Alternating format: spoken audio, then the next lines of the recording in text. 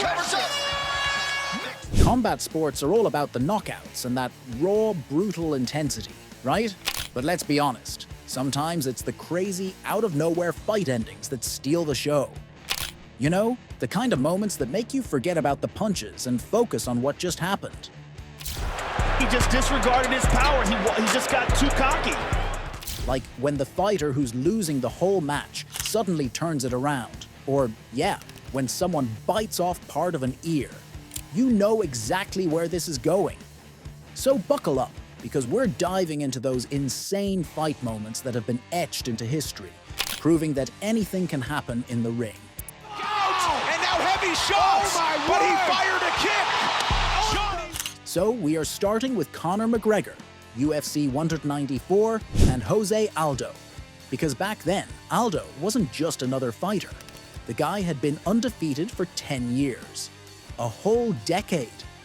In a sport where getting punched in the face is your daily bread, he hadn't slipped up once. But McGregor? Oh, he had other plans. The man landed a left hook so fast, so clean, it took 13 seconds. Just enough time to blink twice and miss the whole thing. Relaxed, smiling. Oh! He slapped him! Aldo came charging in, like he was about to do some damage. But nope, McGregor's left hook was ready, waiting, and hungry.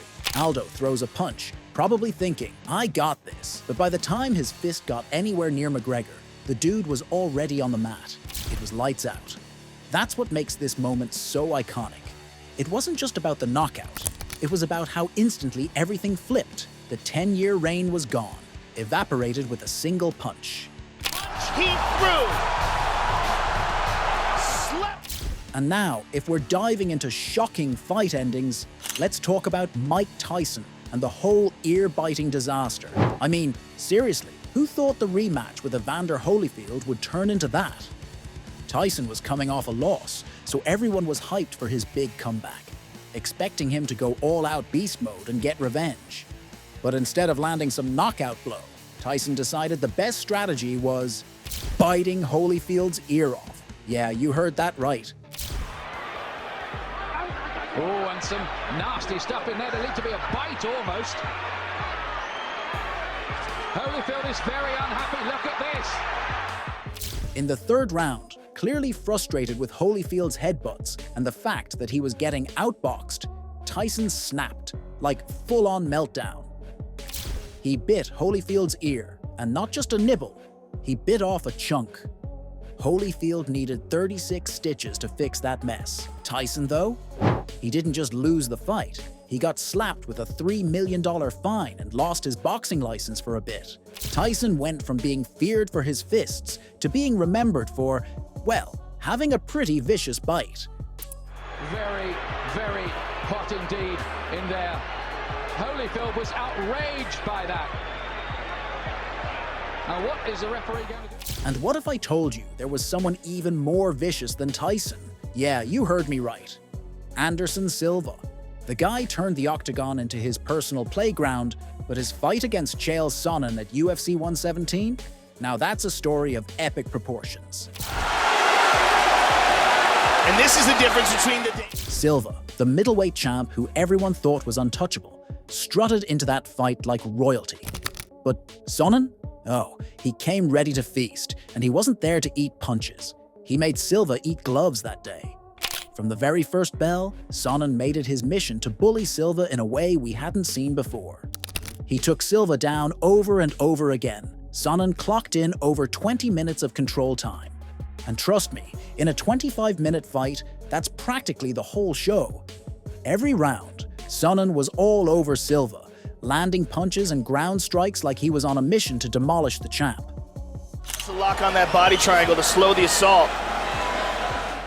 By the time they hit the fifth round, everyone had written Silva off. The commentators, the crowd, Silva's mom. All of them thought it was over. Sonnen was 2 minutes away from becoming the new middleweight champion. But you know what they say, it ain't over till it's over. Out of nowhere, with 110 seconds left, Silva pulled off one of the sneakiest moves in MMA history, a triangle armbar submission. It was so slick, so unexpected, that Sonnen didn't even know what hit him. 1 second he's cruising toward victory, and the next, he's tapping out like he's suddenly allergic to winning. Watch the right hand of Chael Sonnen. Silva snatched victory from the jaws of defeat, keeping his belt and leaving everyone watching with their jaws on the floor. Sonnen had landed more strikes in that fight than Silva had taken in his entire title reign. Yet Silva reminded the world that he's always dangerous, even when he's down. It's around 3. Holly's got to get out of there. And speaking of turning things upside down, let's talk about Holly Holm turning the MMA world on its head by taking out the unstoppable Ronda Rousey at UFC 193. Rousey walked into that fight like the queen of the universe, with an undefeated record of 12 straight wins. And out of those 12 wins, she'd finished 11 by submission. She's got a hold of Holly's head. Got it. Took her down. Watch out. Round 2 rolls around, and out of nowhere, Holm unleashes a head kick so fierce that Rousey didn't just go down, she went out cold. We're talking lights out, end of the road, and Rousey's reign is over. And let's not forget, Holm came into that fight as a 14-1 underdog. Everyone thought Holm was walking into a slaughter, but instead, she turned the octagon into her stage and shattered the myth of Ronda Rousey's invincibility. She's in trouble. She's hurt. Holly looking to finish. Holly Holm. And like they say, the best comes at the end. I mean, how can we talk about boxing and not bring up the fight? Skipping this one would be a straight-up crime. We're talking about Muhammad Ali's legendary performance in the Rumble in the Jungle. This wasn't just another boxing match, it was history in the making. With his right hand lead. A good right hand taken on the left side of the jaw by Muhammad Ali. Oh, a great left hand. An over and under combination. It was October 30th, 1974, Kinshasa, Zaire. Ali is stepping into the ring against George Foreman, the undefeated wrecking ball of a fighter who was known for obliterating anyone that dared step in his path. Foreman was younger, stronger, and a 4-1 favorite to win. People looked at Ali like he was past his prime, already written off like yesterday's news. But Ali, what did he do? He busted out the now famous rope-a-dope strategy. The man took 8 rounds of punishment, leaning back on those ropes, letting Foreman throw bombs at him. And let me tell you, Foreman wasn't just tapping him with jabs. He was unloading over 400 punches. Ali, meanwhile, was just chilling, throwing maybe half as many punches back. But here's the genius part. Ali let Foreman tire himself out. Ali, a sneaky right hand. Another sneaky right hand. The big man was swinging for the fences, but as the rounds ticked by, it became clear that Foreman was gassing out. The punches lost their pop, and Ali, he was just waiting. By the 8th round, it was like someone flipped a switch. Ali went from leaning back to going all in. He unleashed a barrage of punches, and at the 2:58 mark, he connected with a perfect right-hand combination that sent Foreman crumbling to the canvas. Ali reclaimed the heavyweight title, and with that, his status as the greatest of all time was locked in. And he worked over the shoulder of Foreman. It's a combination. But if you want to talk about shocking endings, let's take a stroll over to February 11th, 1990 in Tokyo, Japan.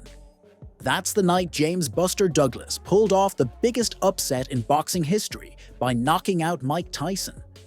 Now, Tyson wasn't just any champion. He was 37-0, with 33 of those wins coming by knockout. He was the scariest dude in boxing. Guys would lose the fight before even stepping in the ring with him. Meanwhile, Douglas, the guy was a 42-1 underdog. Let that sink in. People were betting their houses that Tyson would destroy him. Buster Douglas for making this a big fight. Tyson trying to end it with one big shot again. He's down, he comes with the uppercut. But then the unthinkable happened. Douglas didn't just survive, he went toe-to-toe with Tyson, standing his ground, landing jabs and throwing haymakers. The man wasn't intimidated, and in the 10th round, Douglas decided it was time to make history. He hit Tyson with a 4-punch combo, left, right, and finished it with a thunderous uppercut that sent Tyson crashing down. And when I say crashing, I mean Tyson was on the floor, struggling to find his mouthpiece like it was a set of car keys. Oh, nice uppercut by Buster Douglas. Look at this. He's knocked Mike Tyson down for the first time in his career. Mike Tyson hits the canvas. He's in big trouble. He may not be able to recover. The knockout came at 123, and the world watched in shock as Tyson, the baddest man on the planet, couldn't get up in time. The invincible aura surrounding Tyson?